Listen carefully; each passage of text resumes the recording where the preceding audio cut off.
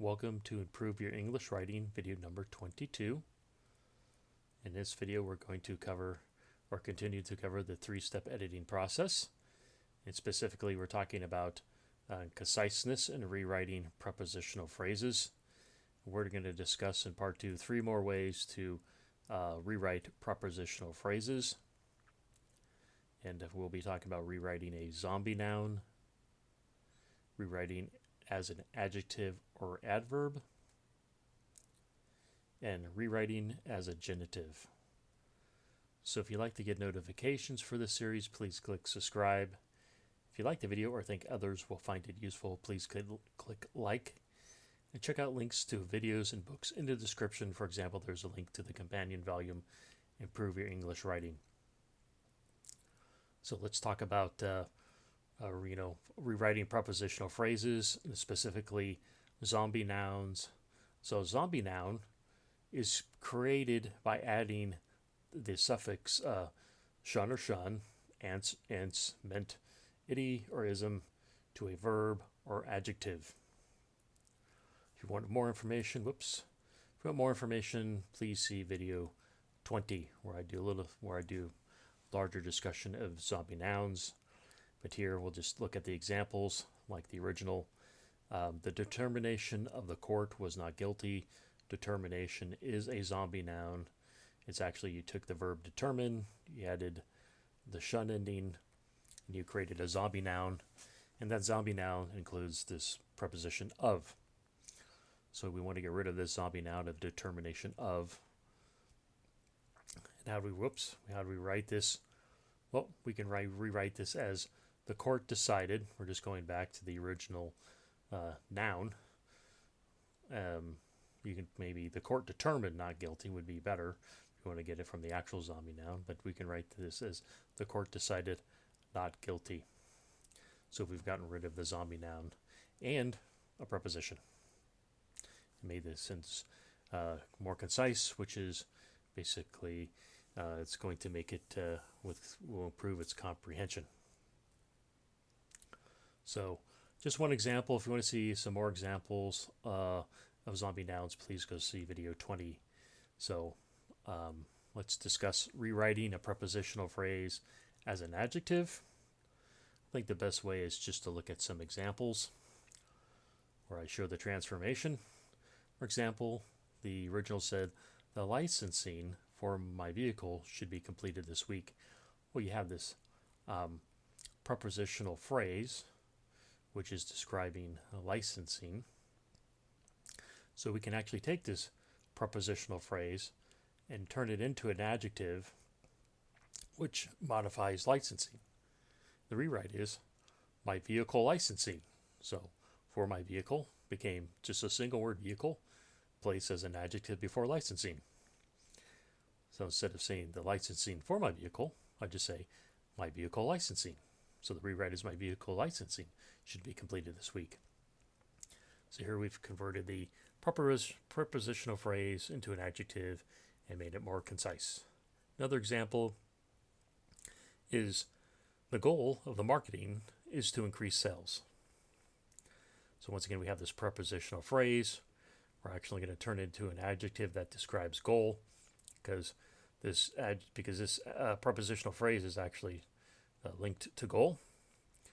So you can already see the pattern. We're just going to put marketing in front of goal, and it's going to be the marketing goal is to increase sales.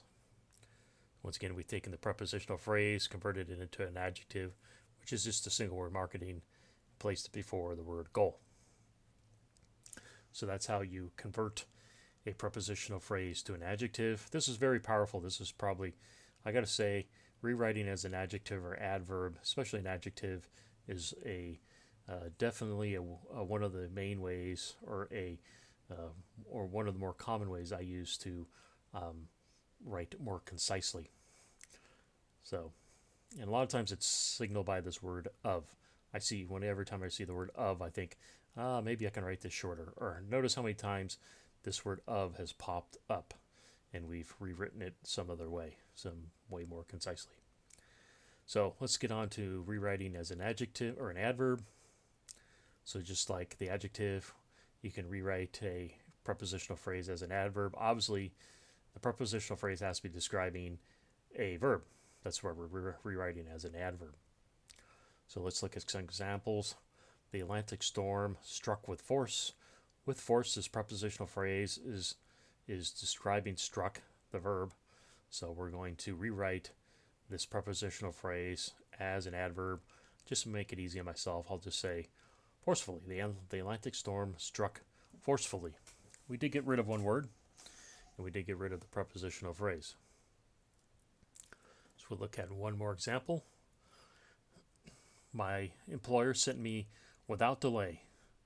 So here this prepositional phrase without delay is we can rewrite this as, or it's describing sent.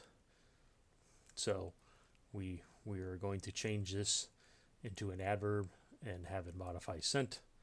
So you can say, my employer sent me immediately. So immediately describes sent. We have changed this prepositional phrase into an adverb. So in the last way we're going to describe rewriting a prepositional phrase is rewriting as a genitive. And a genitive is a prepositional phrase, especially an of the phrase, as a genitive, and that's just basically converting it to an apostrophe S form. Let's look at some examples. The house of my client sits on the hill. So this of phrase, or especially an of the, this is just an of my client.